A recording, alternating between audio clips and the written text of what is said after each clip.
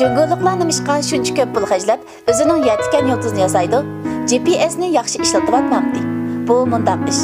Agar siz har kuni qayerga bordingiz, u yerda qanchalik turdingiz? Buni boshqa bir odam bilib tursa, sizningcha turmushingizda yana shaxsiy maxfiyatingiz bo'lamdi.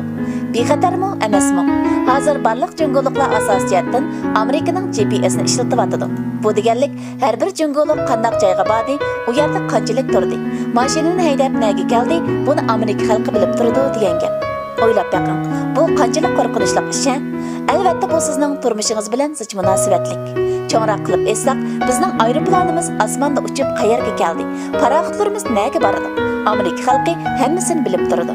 Sizningcha bu ish qanchalik qo'rqinchli? Şoň jungoliklar qancha ko'p pul xarjlasimi, o'zining yer sharisini hamra o'rin bekitish sېستىمىسىنى, ya'ni yetgan yulduzni vujudga keltirishi kerak.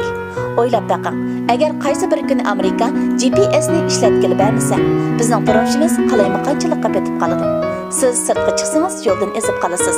Mashina haydaganda yo'lnishni bilolmaysiz. Albatta, bu kichik ish bo'lishi mumkin. Undaqta, agar osmonlik aeroplan rostilla yo'lnishni bilmasa, bu qanchalik cho'ng ish bo'lib ketadi? Agar rostilla urush bo'lib qolsa, amerikaliklar GPS'ni birla itivatsa, boshqariladigan bomba 5 yo'q chivanga o'xshab qolishi mumkin. Ondan hamma yerda qalaymiqan uchib, yo'lnishni bilolmay qoladi. Ko'zidan ayrilib qolgandek bo'lib qoladi. Sizningcha bu ish qanchalik qo'rqinchli? Uning ustiga amerikaliklar bundaq ishni qilib boqqan. Şuna jungoliklar texmi ko'p zehni kuchini sarf qilib, texmi uzoq vaqt sarf qilsa-mu, o'zining yer sharisini hamra o'rin belgilash sېستىمىسىنى, ya'ni yetgan yulduzi sېستىمىسىنى cho'qim barpo qilishi kerak. Bu ishda jungoliklar necha 10 yil tirishchanlik ko'rsatdi. Oxir o'zining yetgan yulduzni barpo qildi. Ya'ni kelib, hozir jungoliklar barliqqa keltirgan yetgan yulduzini ئامېرىكىنىڭ GPS o'rin belgilash sېستىمىسىga solishtirsak, GPS faqat sizning qaysi uyning ichida ekanligingizni o'rin belgilay oladi. Ammo yetgan siz bu uyning ichidagi qaysi qishning ustida ekanligingizni muqim deya oladi. Chunki yetgan yulduzi metr, millimetr darajasida o'rinni bekita oladi. Uning ustiga yetgan yulduzning qisqa uchur yo'llash iqtidori bor.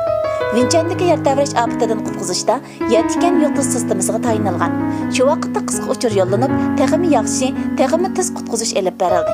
Tordagi bir xabarda aytilishicha, bir yigit 20 necha yoshida yetgan yulduzni tadqiq qilishga boshlagan. Hozir 50 yoshdan oshgan. Uning yoshlik bari yetgan yulduziga bag'ishlangan.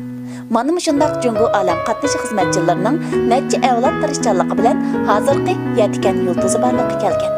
Şuna her bir jungo olam qatnashining bu ish uchun ko'rsatgan tirishchanligiga cho'qim rahmat aytishimiz kerak. G'ayrat qil jungo.